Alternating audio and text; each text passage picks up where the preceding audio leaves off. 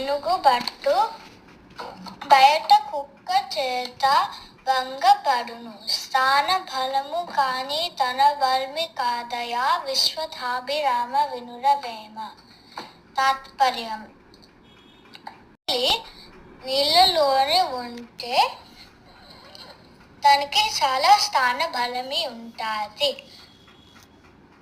ఏనుగుని కూడా నీళ్ళలోకి లాగేయవచ్చు. కానీ అదే ముసలి నీళ్ళలో నుంచి బయటకు వస్తే కుక్క కూడా అవమానించగలదు. అదే స్థాన బలమికి గొప్పతనం.